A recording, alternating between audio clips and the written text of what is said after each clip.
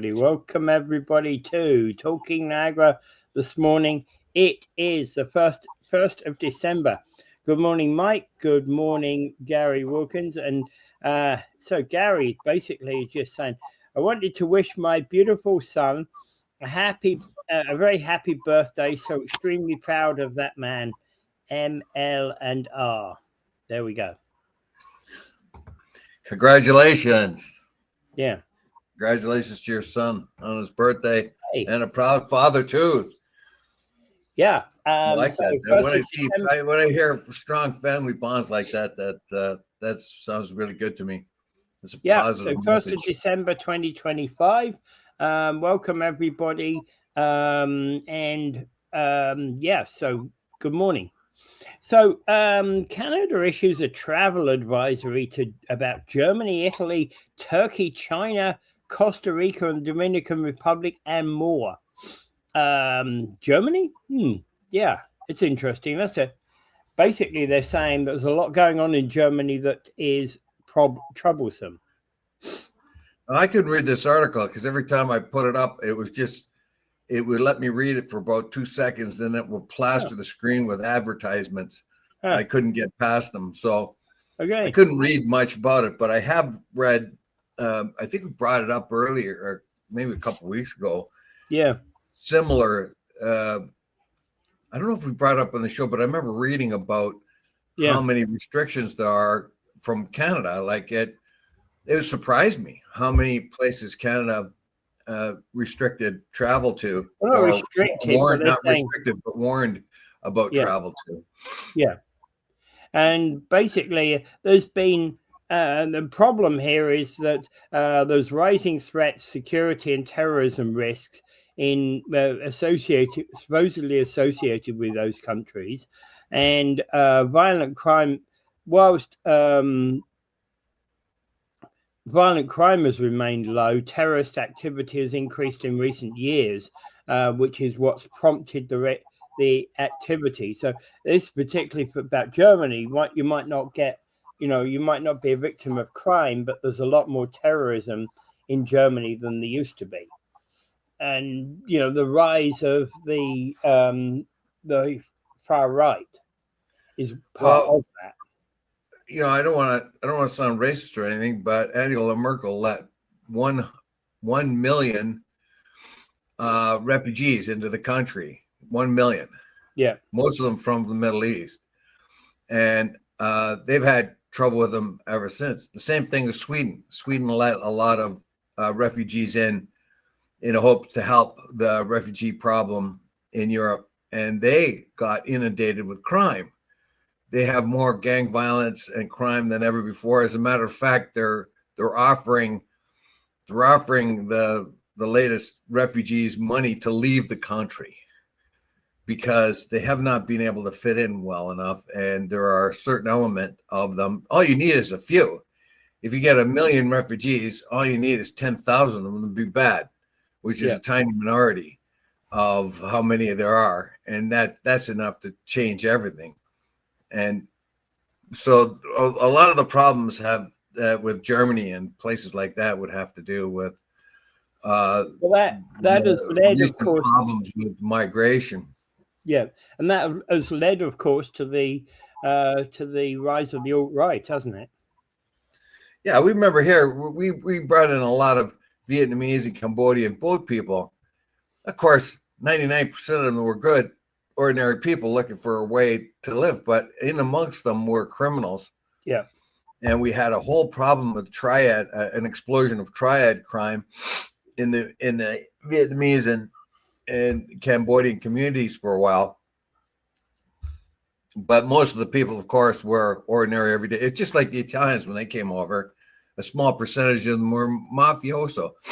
But that made a big difference, just those small amount of people. That the vast majority of them were ordinary everyday citizens, but that small amount that were mafioso did a lot of damage. Yeah. That keeps it in relevant terms. But so these warnings out there are a lot, and we've talked about this before too, like in places like in Peru and Chile and stuff like that. We used to be pretty good places to go to visit the same amount of people that were trying to crash the U.S. border were of those people that were not successful in doing that stayed in places where they ended up, like Chile and Peru and Guatemala or whatever else, and sometimes they caused a lot of problems. So there's been it's been an unusual consequence for the world migration that came out of the Middle East. I remember this was all predicted by a historian. Burke was his name, many years ago. I remember him predicting this, and 50 years later it came true. Yeah. Well, the thing is about this is that we've got increasing numbers of migrants now, and most of them are not, the refugees that we've got now are, as you say, economic migrants, not really political migrants. And in fact, the world tends to be a calmer place today than it used to be, 50 years ago. Yeah, the historian James Burke come up with this back in the 70s. He saw that there was going to be a huge amount of immigrants or refugees trying to crash into Europe. He predicted it long ago in the 70s, and he predicted the other migrations as well. I believe the ones that, any massive amounts of movement of people from have-not countries to have countries. Yeah. And because the have countries cannot facilitate all of them, even if they have them, even if they've welcomed them in, there's going to be social disruptions, let's put it that way. And then you get the typical, but the amount of, I was in Costa Rica. One of the places here was warned as Costa Rica, was it? Yeah, it's on the list. It's on the list, yeah. Oh, it's fine there, man. I was there. It was fine. So I don't know the depth of which these warnings are. Like I said before, I've been to Costa Rica. I've been to some of the countries listed here, and there's nothing wrong with them. You'd be safer there sometimes than you are in certain places in Niagara Falls, or at least Toronto. So you have to take that with a grain of salt. Why are these warnings being put out there? And I don't know. Are they getting paranoid? Are the people who are putting out the warnings just overdoing it? And what are the nature of the warnings? Yeah.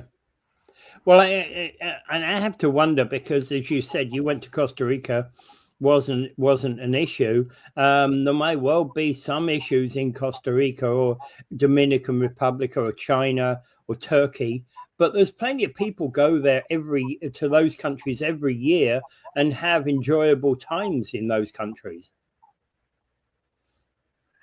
Yeah. So basically you have to pick your spot. It has, I don't know, you don't walk off the resort in some places, but maybe like at a place like Cuba where they have a very, very strong police presence, you might be able to wander around. But other places you might be advised not to go off the resort. Okay, so and also upcoming next year is actually 2026 Olympics in Milan Cortina, in northern Italy. So again, anything to do with Olympic Games, normally there's, even when the Olympics was in Whistler, there's always an uptake in crime when it comes to big events like Olympic Games. Look, I've been in this list is Germany, Italy, Turkey, China, Costa Rica. Except for Turkey, I've been to all those countries. Yeah. I never found a problem in any one of them. Yeah. And what is the nature of the problem now? Political discourse, some problems here or there. What is it? What did they specify as the problems there in the article? Since I can't read it, it floods itself with advertisements. Yeah, it really doesn't. It really doesn't. It's just talking about, for example, it's saying Italy is a key tourist destination known for rich cultural heritage. But then it's talking about includes venues like Milan Cortina, which is where the Olympic Games take place. Well, always with every Olympic Games or with every World Cup or big event like that of that nature, you get an increased police presence. You've got public events going on, and you've always got petty crime and scams associated with them, don't you? This is a warning. It's a fugazi. It's not a good warning. You come to Italy, it's no problem. I'll give you a pizza. Precisely. I don't know. You just have to take all of these, realistically, and okay, so they're saying Turkey, a nation facing uncertainty, regional instability, security risk, and terrorism. But I know of people who've gone to Turkey and never had an issue with it. Well, there's going to be problems in and around where the Kurds are. That could be a problem there. It could be a problem in and around the Syrian border. But you're talking about the Iraq-Syria. Yeah, you're talking about Turkey near the Iraq-Syria border, which is way to the east. 98% of Turkey is well to the west of the Iraq-Syria border. Well, I don't know if it's 98%, but most of it is. And if you stay around Istanbul or Ankara or head towards the Black Sea, I think you probably have no problem at all. Exactly. But if you start getting into the south, you will get into the point where you might get the odd missile or something go fly by you. Yeah, you get to the east and you've got problems with like there's out in the east there is actually refugee camps due to the huge ones. Huge ones. Yeah, the world gave Turkey enormous amounts of money to house the Syrian refugees. Hopefully, those Syrian refugees will be able to go back home, or most of them, soon enough, if things really do stabilize in Syria. Well, as a matter of fact, we had the Syrian leader who was a former terrorist meeting with Trump. Did not that happen? You might be right. You're probably right. I don't remember the specifics, but you're probably right. Yeah. And, so again, Turkey's had problems, always had problems if you go to certain parts of Turkey, more to the east, way to the east than just, if you go to Istanbul, it's an entirely different picture. Yeah. Right. So, and again, it's not to mention that you're talking about places like Syria and Iraq, which are always problematic anyway. Yeah. So, of course, you wouldn't want to go to those ports of Turkey. You wouldn't go to Lebanon now. You wouldn't go to Syria. You know what I mean? You wouldn't go to you're asking for trouble. Not that if you kept yourself knowledgeable of what the area was like, you probably stay out of trouble. But I don't know. I'm just wondering if some of these warnings are overdone. Like Germany, really? Germany? Italy? Well, no. And for China? example, I was in China. I don't see any problem. China's God. Actually, China. If you want to be safe, you want to go to China, and like nobody's going to do anything wrong there because they got cameras everywhere, and if somebody tries to rob you or something like that, the police are right on them, and they kind of. Well, actually, they're talking about two areas. And I'm going to probably mispronounce it. Xinjiang Uyghur Autonomous Region and Tibet, which are the two key areas where there's significant security risks. Now, Tibet, you actually have to have a special permit to be able to go there. So the Chinese don't like people going to Tibet. Well, Tibet was its own autonomous country. China took it after their own war was done. They needed a buffer state. The Uyghurs, of course, is a Muslim area, and where they sort of basically Chinese Muslims, and they. Of course, they're not going to let you go there. So it would be hard to visit there anyway, but China's a good place to go. I've seen it myself. They're also saying Okay, so they're also saying that cybercrime concerns and credit card fraud and ATM scams are some of the common issues you get with in places like Beijing. Big cities, normally big crime areas, and this is the type of crime that would occur in those kind of cities, right? Yeah. So, So basically keep your heads up. It's pretty hard to get in trouble in China because it's hard to go there without being part of a tour in the first place. And if you go as an independent tour, just want to walk around and do things your own way, that's not exactly the easiest thing to do. And so you would have to, I don't know, pretty knowledgeable. But in any case, as far as Germany, Italy, China, and Costa Rica go, yeah, I wouldn't worry about those places too much.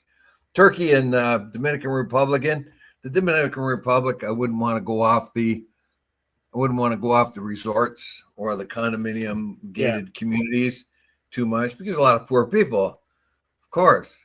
I mean, and don't buy cigars there. You're going to get ripped off. Definitely. They're going to have the only colonis or here are the really good ones, but they do have fine cigars in Dominican. Well, but you don't know what you're doing. You're going to get ripped off. And Mike asks the question, is the USA on the list because of all the mass shootings? Good question. That's a very, and in fact, that popped in my mind too. With all the crime in the United States, how come that's not on the list? And it has been on the list before. It has had a travel advisory, and I think it was under the Biden administration, and they got all hostile and hot under the neck when that came up, saying it might have even been all the way back in the Obama, but at one time there, they had a travel advisory. But the same thing, you would have to do it by region.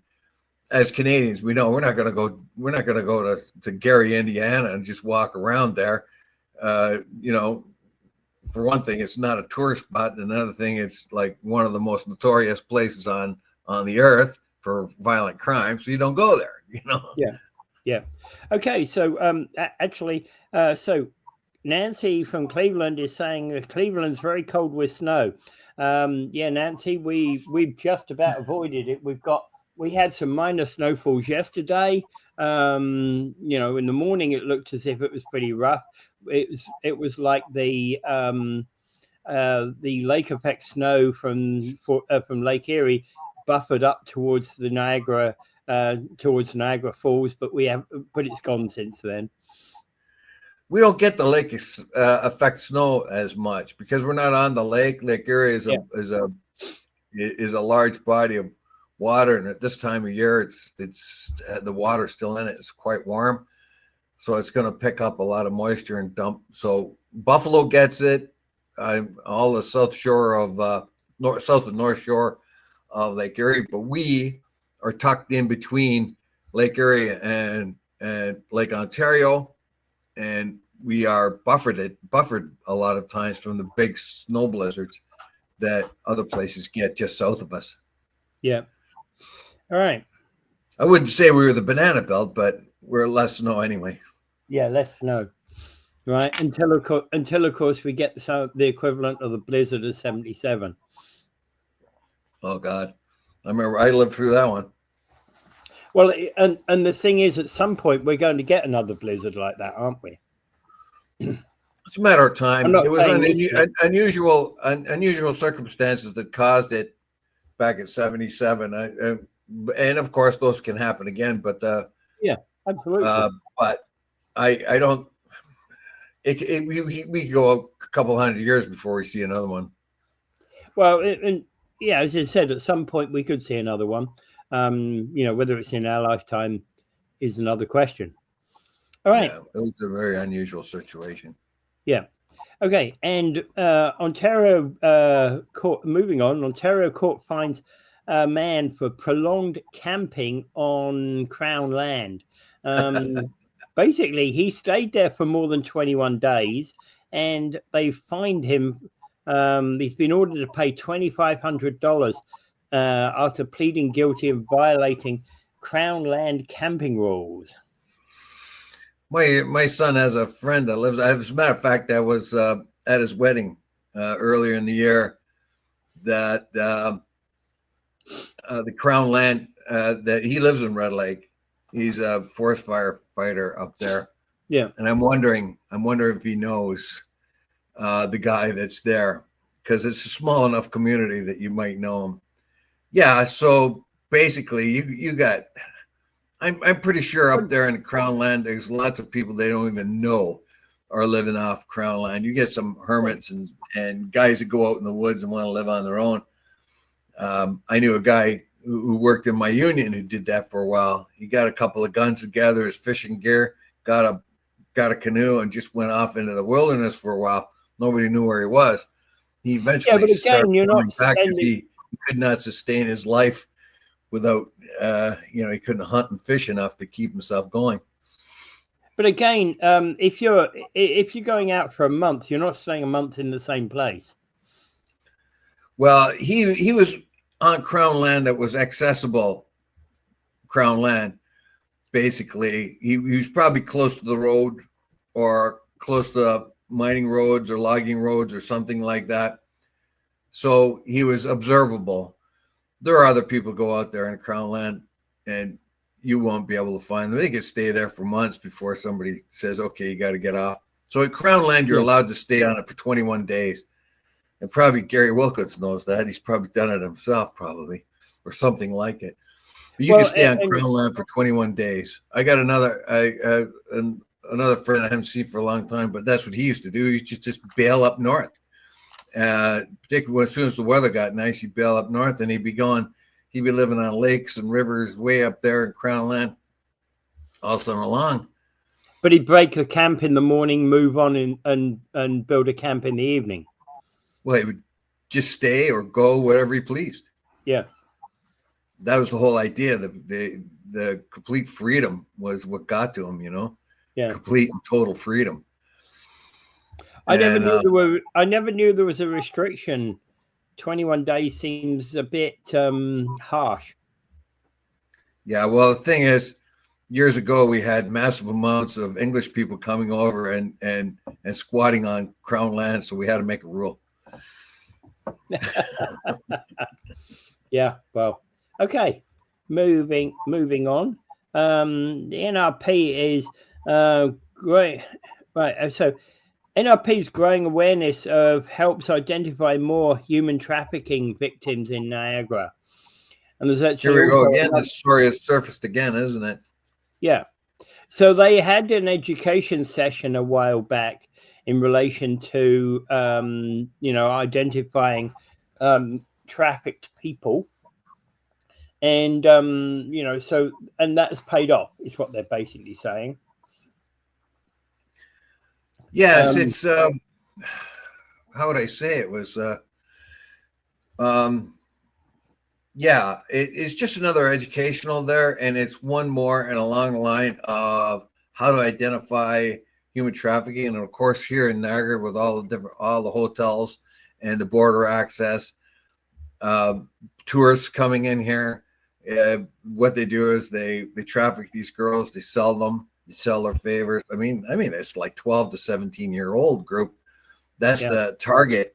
Most of the trafficked people are, they say a bunch of different ages, but the most common 12 to 17.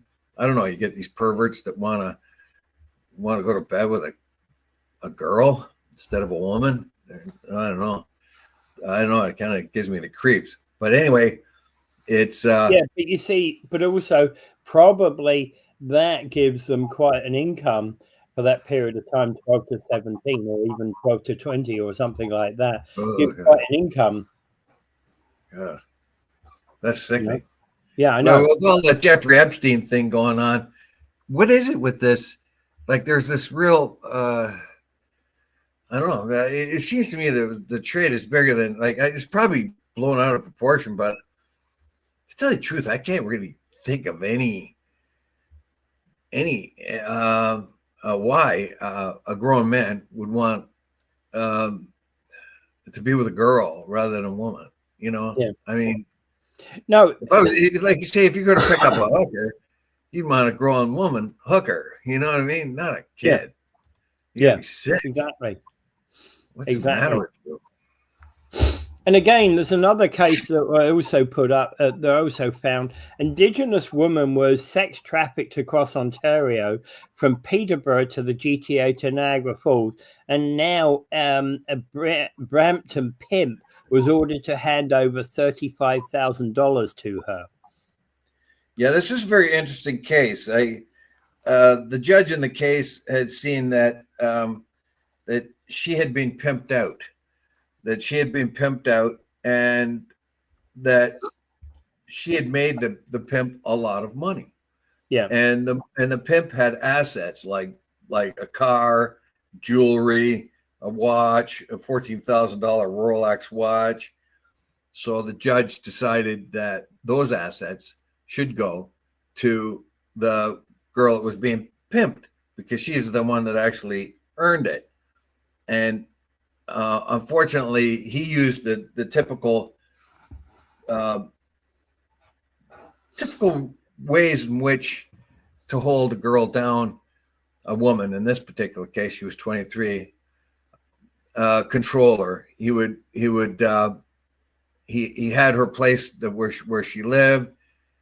He would withhold food from her, probably drugs. It doesn't talk about that too much here, but he does have a load of cocaine. So we can assume that cocaine was all part of this. Usually pimps try to hook their girls on some kind of dope.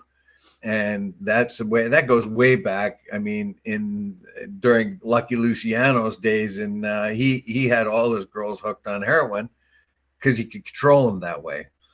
And they would do just about anything for more heroin, and he had complete control over them. And I'm pretty sure that's the same thing that's happened now. One of the things you want to do is give the girls a line of coke and keep them going, or maybe even heroin or whatever. And then you can get anything you want out of them because you can withhold the dope when they want it. Yeah. In this particular case, he used psychological torture on her. And it's kind of interesting how he, this guy, Mr. Bryan, they call him. He himself was thought to be a bit of a victim himself, according to his own his own defense, that the life he led earlier on, this bad childhood, the whole and he was a victim that made another person a victim. I mean, is everybody a victim? I think Mr. Bryan knew exactly what he was doing. He was controlling this girl, probably other ones as well, and he fed them to a bunch of different Johns and made a bunch of money off it. And I think that's a common thing. Like I saw a case one time where a young woman was murdered, and that's how she made extra money. She would pimp herself out to different hotels and stuff like that, and she got killed in one of the hotels by a weirdo. But there are levels of prostitution here. There are sometime prostitutes. There are all-time prostitutes.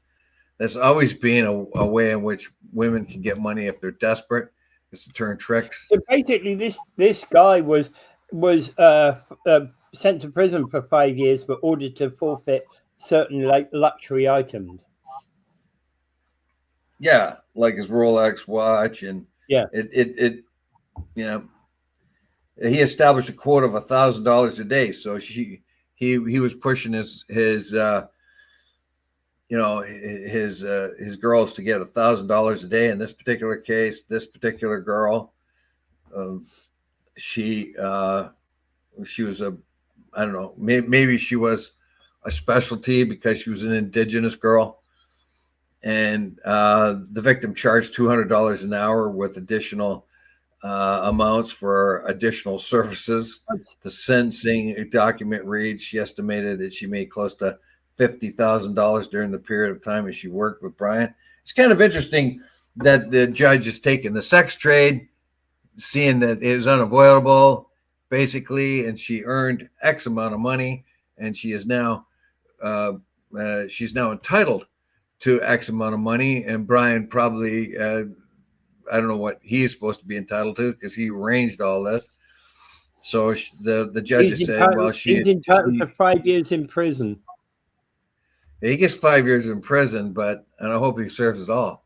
But the fact is, so she's entitled to.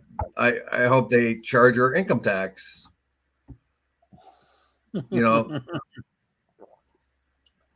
Right? And that Brian guy too. Yeah. Mm-hmm. Now a lot of they've gone soft on the Brian guy when you read it. When you read all those transgressions, they go pretty soft on it. I'm not so sure that going soft on crime is a big deal. Like if it's your first time, maybe go a little bit soft, but I mean, it depends on the crime. And in this particular case, do you really want to go soft on a pimp? No. Who exploits a woman and puts her in danger all the time? No, you don't. And then the woman is like, and why are women so stupid that they fall for this all the time too? That's another thing we got to get to the bottom of. Of course, they want to make money, get pimped out. Of course, they get their nose full of nose candy, and the next thing you know, an easy way of keeping that nose candy coming is turn tricks here and there. Yeah, but sooner or later, it doesn't work. I mean, I remember looking at the girls at 7-Eleven when it used to be there on Victoria Street. I think it was 7-Eleven. I stopped there at 5 o'clock in the morning to get a coffee before I went to work, and because it was close to my house. And there were girls 16 going on 60 there. Yeah, turning tricks. Yeah, and I don't know, it's terrible. I mean, 16-year-old girls that look really old. God. Yeah. Anyway. So human trafficking is just a thing that's happening here, and I'm pretty sure that I mean, we don't know how. You got a guy in a hotel that's got a lot of money, and he tells the bellhop, "Look, I want a couple of girls for the night or whatever." Is the bellhop going to say, "Well, this is a trafficking guy here"? No, he might help him out for a few bucks. Who knows? I don't know. Yeah. I think it's a hard thing to crack. Yeah. All right. So the Canada Post strike is over for now, but it could resume. Well, the message is very clear. Go ahead. Yeah, I was going to say they've had 2 years of intense negotiations and 2 national strikes, and at the moment they've kind of reached an agreement on principle in November of 25, but they suspended the rotating strikes, but it's not fully resolved. Well, remember last year before Christmas, that was when the strikes began, or the rotating strikes, the slowdown. And they thought, well, by slowing down Christmas parcels and things like that, they may get the attention they need. It didn't work. And all it did was push business to other deliveries. It's been very, very clear, no matter what you might think of the government, I don't think they're lying when they say they've lost $1 billion this year and expect to lose $1 billion every year subsequent, because the post service is no longer sustainable as it once was. Yeah, and right now, I'm getting from government agencies. Last letters I ever got from government agencies at work have all come by UPS. Yeah, no one's going to trust the mail anymore. Yeah, I don't even want to send a Christmas card. I don't know if it's going to get there. I talked to the mailman one day, about a month ago, and he's just shrugging his shoulders. He doesn't know where they're at. He's a good union member and all that. And he says, okay, he says, I'm at the age, like he was only looked like he was in the 50s and still had lots of time to go. But he says, if they want to give me a payout, I'll get a payout, and I'll go look for a job somewhere else. But then again, there's lots of people that wouldn't get much of a payout if they're more recent employees of the post office.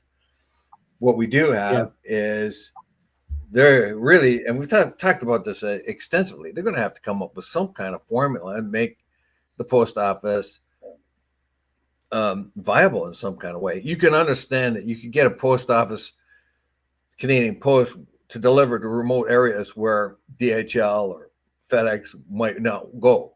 You know what I mean? So that's a thing. They could take up certain aspects of the mail, but if they go on strike or threaten strike, the mail volume goes down. The mail volume goes down. There's less revenue collected by the post, and they can then rightly say, look, we're broke.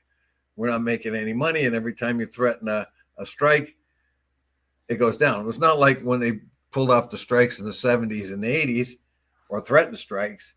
That could cripple the country, and there wasn't a whole lot of alternatives. Now there's all kinds of alternatives. Yeah.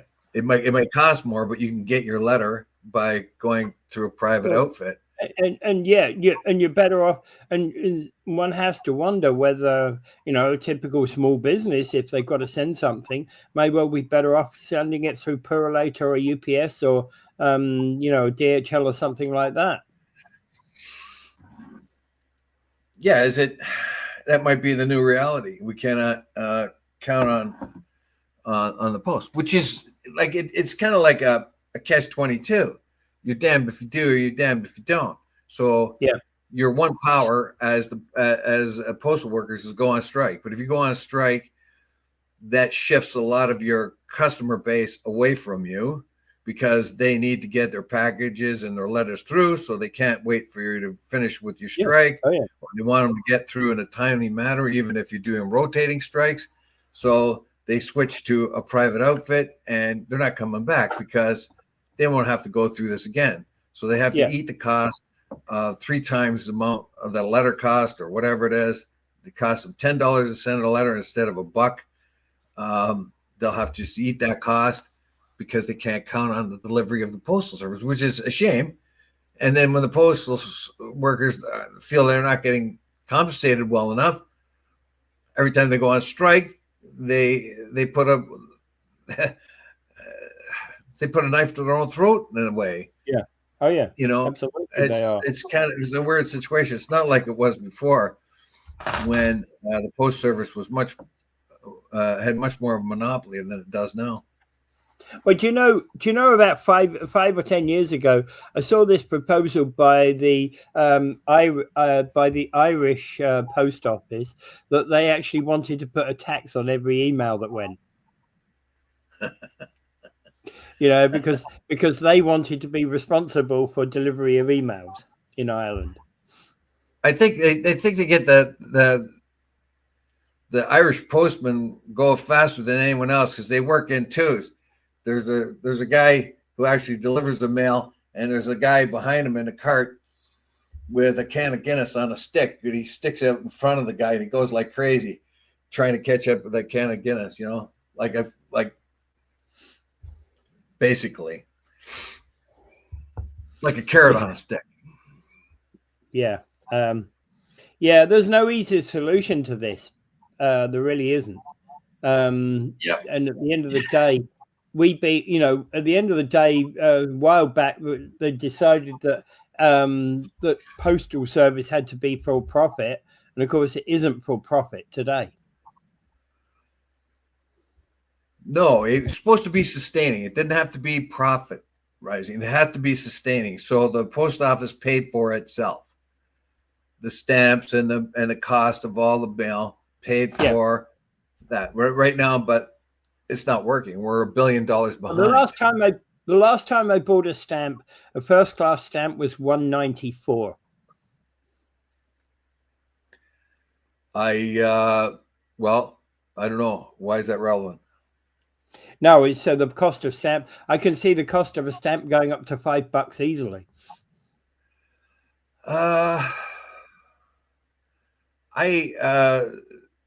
But who's going to buy that stamp? If you can be guaranteed, first class service and solid postal service where the letter gets there, or the package gets there, maybe you would pay that. as long as it's cheaper than the private outfits. So what are you going to do? And what are you going to do with all the people you have employed? Right now, there is no strategy that's working. The government says, look, we're broke. We can't give you any more. And the Postal Service, the union, tries to impose slowdowns and strikes of some nature or another, partial strikes, and that ain't working because that's all is driving their business away from them. They are in a catch-22 situation. They can't win or they can't lose. If they go one way, they lose. They go the other way, they lose. Yeah. So they have to come to some kind of compromise, whatever that might be. And you've got a lot of people employed. Can we utilize them in other areas? We've got a lot of government employees there. Can we utilize those government employees in a different way? Or can we restructure the post in a more beneficial way for the country and for the workers that work there? Like you've got a lot of people that work there. I mean, you're talking about mass layoffs if something happens here. Yeah, and that's a very important question you just asked there. And it's not a question you can answer in 3 minutes, right? It's a question that has to have some deep thought gone into it and deep understanding, because you're not going to solve the postal system in 2 minutes, right? It doesn't matter. The thing is, it's been going on for 2 years, hasn't it? Yeah, and the impasse between the union and the government is such that there is this impasse and they haven't been able to come to some resolution. Yeah. What it is somebody out there's got some pretty good ideas, but nobody's listening to them.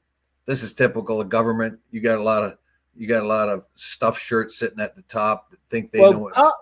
And the union, the same thing. You've got a bunch of people who will not understand economics. So you got to get past them. You got to find somebody with an idea or two that saves the outfit. Well, part of the problem. See, part of the problem we've got is in the post. In the post, when it comes down to delivering within towns, even within a small town like Niagara Falls, it's relatively simple. You've got a bunch of people that are in a small area who are sending mail to another bunch of people who are in a small area, and it's relatively easy to deal with that. It's when it comes out to delivering the mail to Northern Ontario or something like that, that's when it becomes problematic. Well, that's where the government should step in servicing more remote areas where that's probably the most important thing they can do. And unfortunately they did, and that would be at a loss, but they made it up by the money they made in more concentrated urban settings. That doesn't the case anymore. And unfortunately, I don't know how you're going to get a revenue base now to go that way. When you have a lot of private deliverers, DHL, FedEx, whatever else, you have private people that will send your parcels and your letters. Guarantee they will get there. There's no union you have to worry about. There's no government bureaucracy looking over your shoulder. But again, does UPS go to Northern Ontario? That's the whole point. It probably doesn't, and that's where the Federal Mail Service has to come in and take up that. But that was my whole point. Like, Post was able to pay for those expensive deliveries because it had a revenue source in the more urban areas of southern Canada. Or less remote places in Canada, more like urbanized areas, there would have been a lot of money delivering stuff there, but they don't have that revenue base. And that's the whole point. How do they recapture some of it or transition to a different kind of service? Yeah. And actually, if we transition to a different kind of service, maybe you're talking about a service that in cities has certain delivery expectations, and in the country has other delivery expectations. Well, obviously, the two aren't going to be the same. Yeah, Country and city absolutely. don't, but you're going to have to get your mail somewhere. The problem is, it always boils down to where is the money going to come from, and that's it. Basically, that is the one and only issue here: money, money, money. It's okay. We can drop to those northern places. Just stick all the bags in a plane and have two people up in the plane. One of them throws it out the door at a certain time. Hey, George, we're over no name town, right? Just drop it. 3, 2, 1, go. Yeah. There's a hole in my roof where the mail came in. But yeah, though, there's basically it is down to that. How do we put these people back to work somewhere, somehow, and utilize? We have a federal workforce, which is the Post Service, that's all across the country. How can we better utilize that workforce? We have a organized workforce that spans across the country, and the post office no longer can sustain itself. How do you then transition those federal workers into something else? I mean, I'm not talking about them going around with a stick picking up garbage in the parks, but I mean, maybe there is some other work that these federal employees can do, other than delivering mail. I don't know. Is there a service that we could use them? But I don't want them to lose their jobs. It's my big thing here. I can't see them keeping their jobs with if they're unsustainable. If it's $1 billion, they're talking about $10 billion to keep it going for another 5 years, or you know what I mean. So yeah. Not easy. Not an easy solution. And the answers are not going to be easy. Probably the workforce is going to see a large number of cuts. And I don't have an answer. I don't like to see jobs lost at all. Never like to see jobs lost, but I can't see any way that this is avoidable here. Either can I, and I'm hoping there is a way. Yeah. And yeah, I'm open to, let's come up with ideas, guys. Well, I think what they're going to do is they're going to just get rid of a lot of them through attrition. They're going to buy a bunch of them out, and they're not going to rehire others to fill up positions. That will reduce the payout, but it will also reduce the service. So we should see what happens there. Yeah. Okay. The Niagara Regional Police budget remains unchanged, and large tax rises in loom for us. So it was suggested by Bob Gale and others that we need to set a 3.5% budget for 2026, but the police basically are saying no, our budget's unchanged. We're not going to change our budget. Well, they did. They said they knocked $9.6 million off the $240 million or whatever they originally came up with. They said they shaved $9.6 million off of it. But the fact of the matter is $236 million or something. I can't remember the figure right now. It was pretty huge. And it's 11.5% increase on the year before. So any ambitions that the region had of reducing their taxes is blown out of the water by something like this.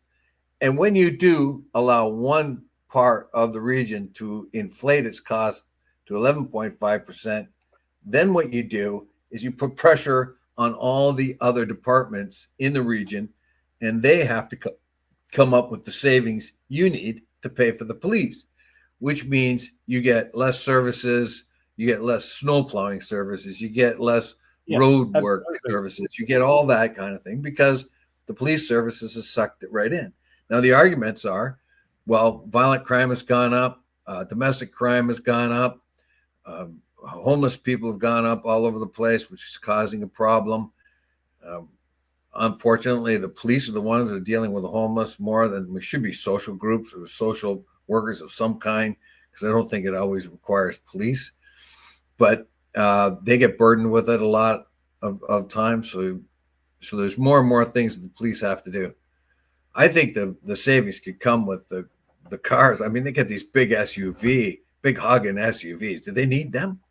Do they need them? Seriously? Most of their work, or what are they, bulletproof or something? They are big, huge, gas guzzling machines. Do they need to be that big? They're equipped. Why can't they? You know what I mean? Yeah.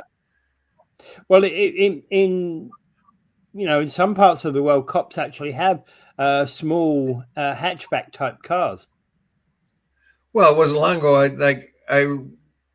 I remember going down the 402 and the 401, and there were small cars that were the ones, unidentified cars. They're the ones that picked up speeders. They were small cars. They weren't like, they were small enough they could catch up to the speeder. That's about it. But they'd be something like a very and I remember also when I was a kid, the cops had cars, and they had different ones, and most of the cars they had were the cheapest version of that particular model of car. I remember talking to a cop when I was a kid. He says, "Oh no, this thing's only got a 6-cylinder in it, and it's not very fast at all, but it's fast enough to catch the speeders and that kind of thing." So he was. What the police officer back in that day, what the police officer relied upon was better training, because the cop in the chase vehicle was way better trained than the guy in the vehicle, the speeder. How do you know that? Because they typically were on those days. Aren't they the same today? You would hope so. Hope they would be, but when you've seen cops in high-speed accidents, I have to wonder. I don't know, but basically speaking, they boil it right down. Like, we need cops. Do they need those tanks that are driving around? Do they need it? I don't think so. They're huge. Yeah, they're huge and hugely expensive. Do we, like, maybe you need a couple of those? Exactly. But seriously, can't you go to a much more modest car? I know they need a lot of sophisticated electronics in them and stuff like that too, but and they don't all have to go fast. They don't have to have the big, huge engines in them. Well, that kind of thing. So I would say that there'd be savings in places like that. Of course, they would argue. The police are going to argue to get the most they can possibly get. That's just what they're going to do. They're not going to be responsible enough and cut sections out of them. No way. It's against their whole sort of idea. We got to be the best, and the only way to be the best is more money. And we're not going to listen to the region. We need money. So when they get 11.5%, then if you're looking for a 3.5% increase and nothing more than that, then the money has to come out of other parts of the region.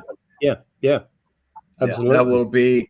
That will be your tree service. That will be your snow plowing. That will be any number of other services. We heard about that here at City Hall when they were talking about the huge amount of legacy costs we have with the fire department. And of course they say that here too in the police services, that 90% of that cost is legacy costs of pensions and benefits and things like that. So of the 290, like, there's only 10% more basically going to actual, if I read that right, to new stuff. And we found that the legacy cost here for the fire department were huge. And Burgess CEO Burgess pointed that out. He said, look, if this keeps growing, you're going to have to suck the money out of somewhere else. If you want a limit on your tax payout, and this particular section, in our case here, It was the fire department. In the region's case, it's the police department.